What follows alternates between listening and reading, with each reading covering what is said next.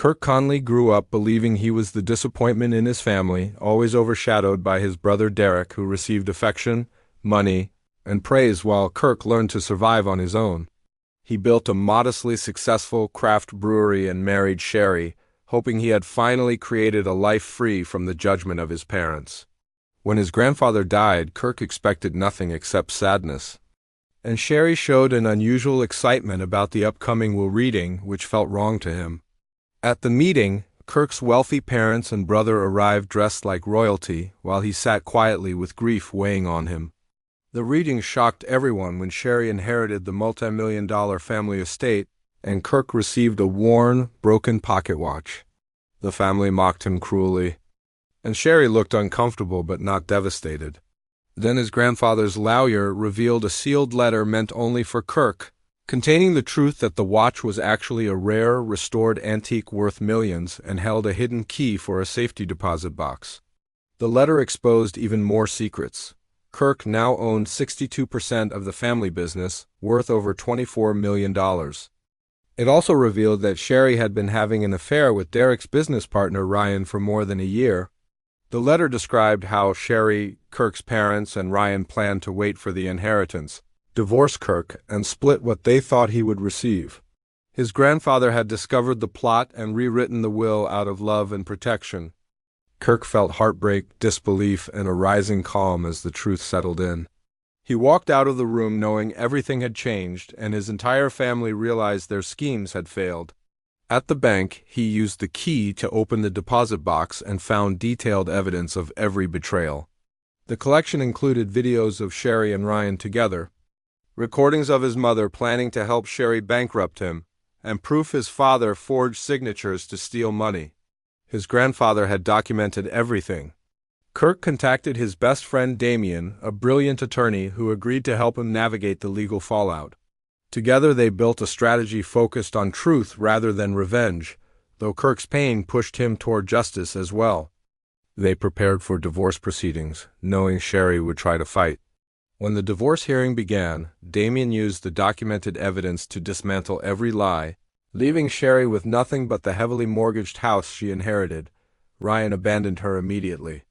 Kirk then confronted his father with proof of fraud and embezzlement, forcing him to resign from the company under threat of federal charges. He removed Derek from his undeserved, high-paying job at the company and cut him off financially, forcing him to face the real world for the first time. His mother's reputation collapsed when her involvement was exposed, and she was publicly shamed in her social circles. Despite all this, Kirk felt no triumph. He felt only exhaustion and clarity. He realized he had lived under the weight of people who never truly saw him. He decided to call a final meeting with his family at his brewery, not to punish them further, but to show them the truth directly. They arrived, defeated and confused. Kirk calmly played the videos, displayed the documents, and explained how each of them had tried to manipulate or destroy him. He didn't yell, he simply laid out facts. His father trembled, his mother cried silently, Derek stared at the floor, and Sherry broke down completely. He handed each of them an envelope outlining their consequences: resignation papers, cease and desist orders, divorce terms, and legal boundaries. He told them he didn't want apologies, just honesty about what they had done. Kirk watched them sign the papers and walk out one by one. The illusions they built finally collapsed. He knew then he would never see them the same way again. Over the next months, his father was investigated for tax fraud, his mother lost all social standing, Derek struggled to hold any job, and Sherry declared bankruptcy. Kirk grew his business, restored his grandfather's legacy, and became known in the city for integrity and resilience. At an awards ceremony months later, Kirk received recognition for turning the family business around. He spoke about building things that last and choosing honor over appearance. Afterward, he was approached by his great-aunt Ethel, a woman he didn't know existed, who explained the deeper pain within his family. She told him that his grandfather loved him fiercely, but that his father had lived his whole life feeling inferior, passing that insecurity on to Kirk.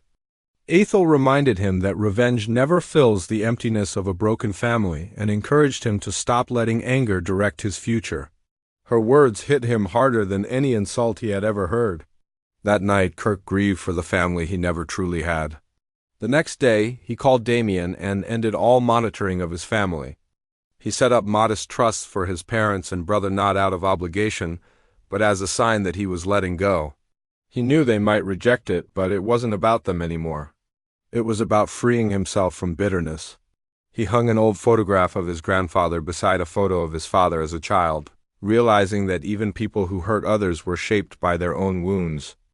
Kirk kept the pocket watch close, hearing its precise ticking as a reminder of the man who believed in him. He stepped fully into the life he built, strengthened by truth and unburdened by the people who tried to break him. He poured himself a beer at his brewery, surrounded by everything he created with his own hands, and finally felt peace. He understood that his worth was never defined by his parents' neglect or his wife's betrayal. It had always been defined by the life he chose to build. And with the past behind him, he moved forward, determined to honor his grandfather's last message. Build something beautiful and make it last.